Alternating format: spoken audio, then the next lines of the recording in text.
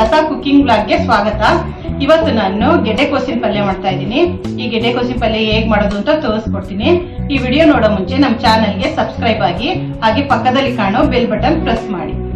ಬನ್ನಿ ಇವಾಗ ಹೇಗೆ ಗೆಡ್ಡೆ ಕೋಸಿನ ಪಲ್ಯ ಮಾಡೋದು ಅಂತ ತೋರಿಸ್ಕೊಡ್ತೀನಿ. ಈಗ ನಾನಿಲ್ಲಿ ಒಂದು ಪಾನ್ನ ಕಾಯಲಿಕ್ಕೆ ಇಟ್ಟಿದ್ದೀನಿ. ಸ್ವಲ್ಪ ಬಿಸಿ ಆಗ್ಲಿ. ಈಗ ಇಲ್ಲಿ ನಾನು ಒಂದ್ 2 ಸ್ಪೂನ್ ಅಷ್ಟು ಎಣ್ಣೆ ಹಾಕ್ತಾ ಇದ್ದೀನಿ. ಎಣ್ಣೆ ಸ್ವಲ್ಪ ಬಿಸಿ ಆಗ್ಲಿ. ಈಗ ಎಣ್ಣೆ ಬಿಸಿ ಆಗಿದೆ. ಒಂದು ಅರ್ಧ ಸ್ಪೂನ್ ಅಷ್ಟು ನಾನಿಲ್ಲಿ ಸಾಸಿವೆ ಹಾಕ್ತಾ ಇದ್ದೀನಿ. ಸಾಸಿವೆ ಸ್ವಲ್ಪ ಸಿಡಿಲಿ. ಸಾಸಿವೆ ಸಿಡಿತಾ ಇದೆ. ಈಗ ಒಂದು 2 ಸ್ಪೂನ್ ಅಷ್ಟು ಕಡಲೆಬೇಳೆ ಹಾಕ್ತಾ ಇದ್ದೀನಿ.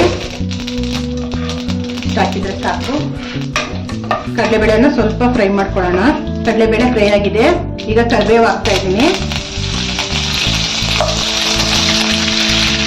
ಇಲ್ಲಿ 2 ಈರುಳ್ಳಿನ, ಮೀಡಿಯಂ ಸೈಜ್ ಈರುಳ್ಳಿನ ಕಟ್ ಮಾಡ್ಕೊಂಡಿದ್ದೀನಿ. ಈರುಳ್ಳಿ ಹಾಕ್ತಾ ಇದ್ದೀನಿ. ಈ ಈರುಳ್ಳಿ ಹಸಿ ವಾಸನೆ ಹೋಗೋವರೆಗೂ ಚೆನ್ನಾಗಿ ಫ್ರೈ ಮಾಡ್ಕೊಳ್ಳೋಣ. ಈಗ ನಾನಿಲ್ಲಿ 2 ರಿಂದ 3 ಮೆಣಸಿನ್ಕಾಯಿನ ಈ ರೀತಿ ಕಟ್ ಮಾಡ್ಬಿಟ್ಟು ಹಾಕ್ತಾ ಇದ್ದೀನಿ. ನಮಗೆ ಖಾರ ಎಷ್ಟು ಬೇಕು ಅಷ್ಟು ನೋಡ್ಕೊಂಡು ನಾವು ಹಸಿರು ಮೆಣಸಿನ್ಕಾಯಿನ ಕಟ್ ಮಾಡಿ ಹಾಕೊಂಡ್ರೆ ಸಾಕು. ಇಲ್ಲಿ ನಾನು ಅರ್ಧ kg ಗೆಡ್ಡೆ ಕೋಸನ್ನ ತಗೊಂಡಿರೋದ್ರಿಂದ ನಮಗೆ ರುಚಿಗೆ ಎಷ್ಟು ಬೇಕು ಅಷ್ಟು ನೋಡ್ಕೊಂಡು ನಾವು ಉಪ್ಪು ಹಾಕೋಬೇಕು. ಇಷ್ಟು ಹಾಕಿದ್ರೆ ಸಾಕು. ನಾನಿಲ್ಲಿ ಪುಡಿ ಉಪ್ಪು ಹಾಕ್ತಾ ಇದ್ದೀನಿ. ಇದೆಲ್ಲ ಚೆನ್ನಾಗಿ ಮಿಕ್ಸ್ ಮಾಡ್ಕೊಳ್ಳೋಣ. ಅರ್ಧ kg ಗೆಡ್ಡೆ ಕೋಸಿದೆ ಇದು. ಈಗ ಇದನ್ನ ಈ ರೀತಿ ತುರಿದ್ಬಿಟ್ಟು ಹಾಕ್ತಾ ಇದ್ದೀನಿ. ಬೇಕಾದ್ರೆ ಇದಕ್ಕೆ ಅರಿಶಿನ ಪುಡಿ ಹಾಕ್ಬೋದು. ನಾನಿಲ್ಲಿ ಅರಿಶಿನ ಪುಡಿ ಹಾಕ್ತಾ ಇಲ್ಲ. ಇದು ವೈಟ್ ಆಗಿದ್ರೇನೆ ಚೆನ್ನಾಗಿರುತ್ತೆ ನೋಡಕ್ಕೆ. ಎಲ್ಲ ಚೆನ್ನಾಗಿ ಒಂದ್ಸಲ ಮಿಕ್ಸ್ ಮಾಡ್ಕೊಳ್ಳೋಣ. ಈ ಪಲ್ಯ ಚಪಾತಿಗಂತೂ ತುಂಬಾನೇ ಚೆನ್ನಾಗಿರುತ್ತೆ. ಈ ತರ ಚೆನ್ನಾಗಿ ಮಿಕ್ಸ್ ಮಾಡ್ತಾ ಇರಬೇಕು. ತಲೆ ಹಿಡಿಯಕ್ಕೆ ಬಿಡಬಾರ್ದು.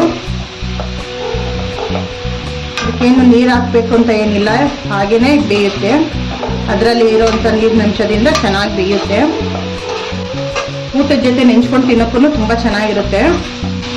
ಇದಕ್ಕೆ ಸ್ವಲ್ಪ ಕಾಯಿ ತುರಿ ಹಾಕ್ತಾ ಇದ್ದೀನಿ.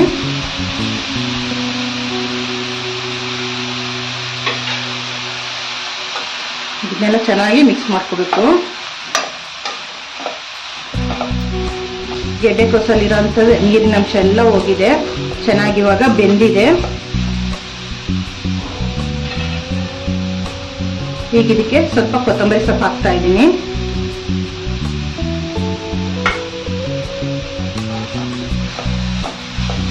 ಎಲ್ಲ ಚೆನ್ನಾಗಿ ಮಿಕ್ಸ್ ಮಾಡೋಣ.